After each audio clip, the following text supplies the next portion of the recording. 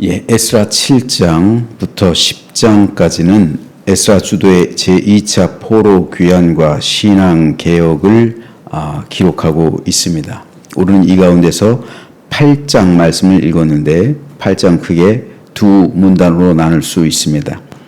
먼저 14절까지는 에스라의 영도하에 이루어진 제2차 포로 귀환자들의 가계별 대표자들과 수효를, 15절에서 30절은 에스라의 영도하에 이루어진 제2차 포로 귀환 준비에 대해서 기록하고 있습니다. 오늘 이 가운데 1절 말씀에 대해서 살펴보겠습니다. 아닥사스다 왕이 왕위에 있을 때에 나와 함께 바벨론에서 올라온 족장들과 그들의 계보는 이러하니라 라고 기록하고요. 14절까지 그 명단을 기록하고 있습니다. 그리고 그 숫자들에 대해서 기록하고 있는데요. 여기서 우리가 한 가지 살펴볼 게 제1차 포로 귀환은 주전 537년에 세스바살과 스룹바벨이 영도자가 되어 귀환했는데 이때 귀환한 사람들의 수는 총 49,897명이었습니다. 하지만 이로부터 약 80년이 흐른 뒤인 주전 458년에 있었던 2차 귀환은 에스라가 영도자가 되었는데 이때 귀환한 사람들의 수는 1775명입니다. 확 줄었죠. 약 5만 명에서 2천 명이 채 되지 않는 숫자입니다. 그렇다면 왜 2차 포로 귀환 때에는 이렇게 적은 수의 사람, 그들만이 귀환했을까요? 그 중요한 이유가 있습니다. 그것은 유대인들이 바사 제국에 이미 깊이 뿌리를 내렸기 때문입니다. 이때는 예루살렘이 망하고 포로로 끌려온 지 128년이 흐른 뒤였습니다. 무려 4세대가 지난 후에 30년을 한 세대라고 하니까요. 4세대가 이미 훌쩍 지난 후였습니다. 즉 4대조 할아버지 때 이곳으로 끌려와서 이미 그 사회에 깊이 뿌리를 내렸던 겁니다. 따라서 모든 것을 정리하고 내가 태어나지도 않고 한 번도 가보지도 않았던 4대조 할아버지의 고향 땅으로 돌아가는 것은 결코 쉬운 일이 아니었습니다. 그래도 제1차 귀환 때는 49,897명이 귀환했습니다. 이때는 예루살렘에서 끌려온 지 49년밖에 흐르지 않은 때였습니다. 즉 2세대가 채 흐르지 않았기 때문에 할아버지 세대는 물론이고 아버지 세대와 내 세대가 떠나온 고향 땅을 대부분 기억하고 있었습니다. 더구나 이때는 아직 이 사회에 깊이 뿌리를 내리진 않았을 때입니다. 그래서 고향으로 돌아가는 결단을 내리는 것이 비교적 쉬웠습니다. 하지만 2차 귀환 때는 달랐습니다. 돌아가야 할 때 돌아가지 않았죠. 1차 귀환 때. 그러니까 그 사회에 깊이 동화된 겁니다. 그래서 민족의 정체성뿐 아니라 신앙의 정체성까지 흔들리고 믿음과 세속이 섞이는 혼합된 삶을 살아가게 되었습니다. 바로 이것이 1775명밖에 귀환하지 않은 이유였습니다. 제2차 귀환 때로부터 14년 후에 느헤미야가 영도자가 된 제3차 귀환 때는 더했어요. 이때는 아예 귀환자들의 숫자 기록하지도 않았어요. 통계조차 없습니다. 많아서가 아니라 너무 적어서 기록하기도 민망할 정도로 숫자가 적었기 때문에 기록할 필요를 느끼지 못한 것으로 보입니다. 이들은 분명 선민이었습니다. 그들이 살아가야 할 땅, 하나님께서 아브라함에게 약속하신 젖과 꿀이 흐르는 가나안 땅이었습니다. 하지만 그들은 돌아가기를 거절했습니다. 자신들이 그동안 쌓은 안락한 생활, 그곳에서의 평안한 삶을 깨뜨리고 싶지 않았기 때문입니다. 여러분, 유대로 다시 돌아가 보세요. 다시 시작해야 돼요. 새로운 삶을 다시 개척해야 돼요. 물론 자기들에게 주신 조상들의 땅이 있겠죠. 하지만 적들이 사방에 호시탐탐 노리고 있었고요. 재물의 궁핍함은 물론이요, 생명의 안전마저 보장받지 못했어요. 당연히 내 가족을 지키기 위해 이 땅에 남아 있는 것이 현명하다 그들은 생각했을 겁니다. 하지만 이것은 세상적인 기준과 판단이었습니다. 중요한 것은 그것이 하나님의 뜻이었냐라는 것이죠. 하나님은 여전히 그들을 선민으로 부르셨어요. 여전히 그들은 선민이었어요. 이 말인즉슨 그들 모두 예루살렘으로 돌아가야 할 책임과 의무가 있었다는 겁니다.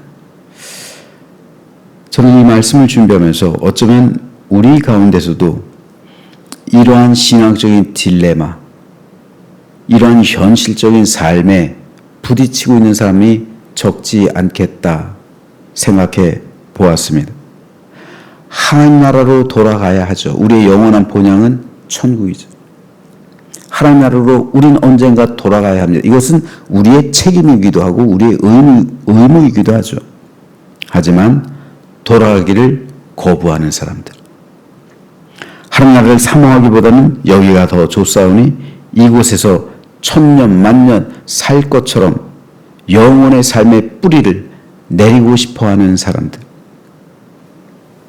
존 밀턴은 신락원을 썼습니다. 인류는 낙원을 잃어버렸어요. 그러나 그리스도의 십자가로 인해서 우리는 낙원에 이르는 길을 발견했습니다. 그렇다면 이제부터는 낙원으로 향하는 길로 걸어가야 합니다. 하지만 현실은 그렇지 않아요. 많은 사람들이 하나님을 믿고 예수 그리스도를 따르고 구원을 받고 천국에 이르기를 꿈꿉니다. 소망합니다. 하지만 막상 그 천국으로 향하는 그 길로 걸어가는 사람은 썩 많지는 않아요. 왜요? 그 길은 예수님께서 말씀하셨던 것처럼 좁은 길이기 때문에요. 넓은 길로 걸어가고 싶지 좁은 길로 걸어가고 싶은 것이 사람의 심리가 아닙니다. 그 길은 험난한 십자가의 길이에요. 자기를 부인해야만 걸어갈 수 있는 고난의 길입니다. 하지만 세상에서 살면 나를 풍요롭게 합니다. 나에게 만족을 주고 달콤한 행복을 줍니다. 여러분, 낙원으로 향하는 길을 발견한 것과 그 길을 걸어가는 것은 달라요. 천국이 있다는 것을 아는 것과 천국으로 향하는 길을 걸어가는 것은 다른 거예요.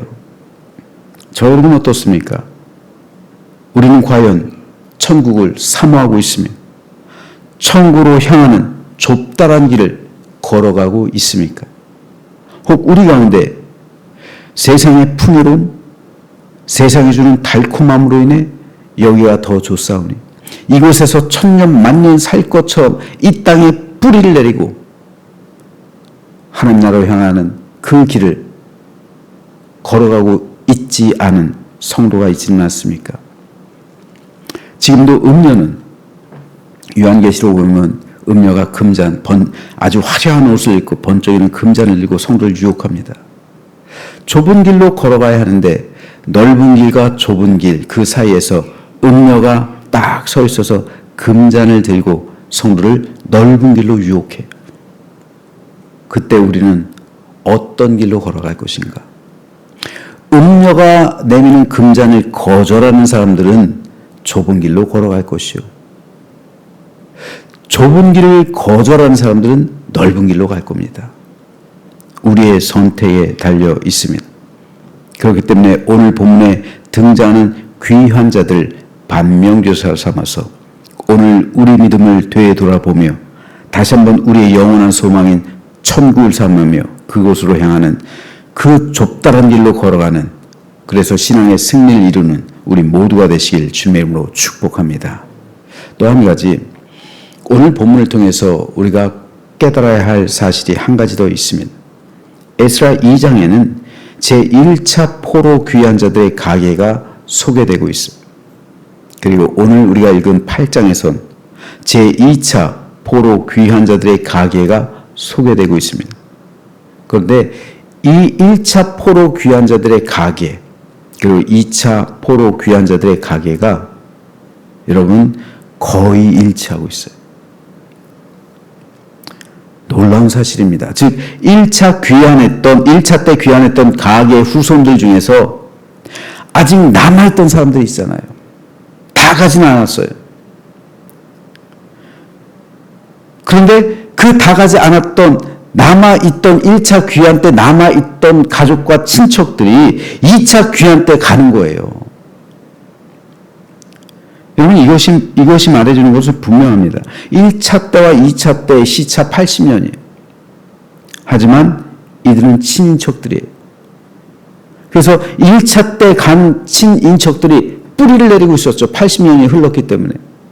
그리고 2차 때 포로 귀환자들 중에 그들 대부분을 초청하고 있는 거예요. 이들은 친척들이기 때문에, 가족들이기 때문에 교류가 있었고, 그리고 우리가 이미 이곳에 뿌리를 내리고 있으니 와라 초청한 겁니다. 저도 영국에 살아본 경험이 있지만 영국 사회를 경험하다 보니까요, 대부분 어때요? 친척들이 많아요. 한 삶에 가서 뿌리를 내리면은 한국에 있는 가족들을 초청해요. 나랑 같이 살자.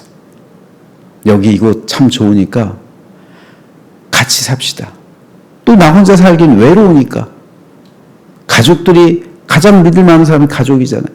그러니까 같이 와서 함께 삽시다. 초청하는 거예요. 그래서 대부분 한인들을 보면은 가족들이 많아요. 그래서 1차 귀환자 가족의 계보와 2차 귀환자 계보가 거의 같아요. 이것은 선한 영향력을 의미합니다. 가족 중에 예수님을 진실하게 믿고 하나님께 인정받은 사람은 다른 가족들 또한 하나님 나라로 초청합니다. 그 하나님 나라가 이렇게 좋은데 이 좋은 천국 나만 가면 안 되잖아요.